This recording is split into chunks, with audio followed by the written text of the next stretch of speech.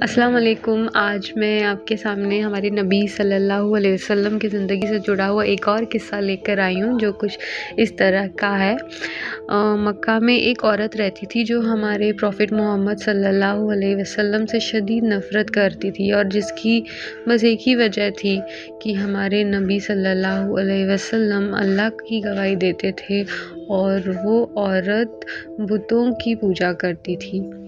تو اسی بات کو من میں رکھے ہوئے اس نے ہمارے نبی صلی اللہ علیہ وسلم کو پریشان کرنے کی ٹھان لی۔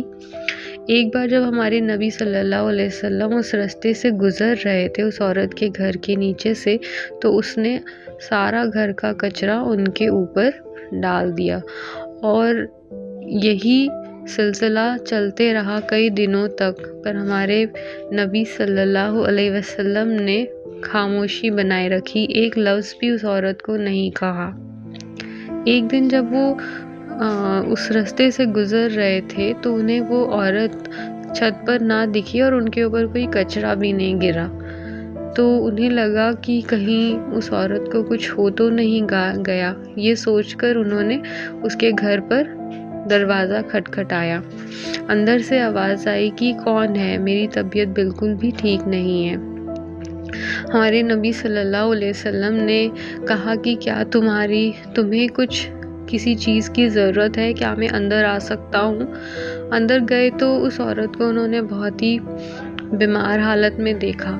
انہوں نے اسے پانی پلایا اور اس کے لیے دعا کری۔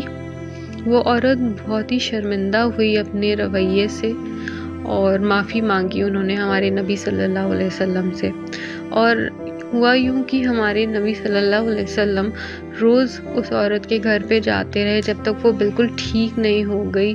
اس کے لیے کھانا بناتے اور اس کا گھر بھی صاف کرتے اور دعا کرتے اس کی صحت کے لیے۔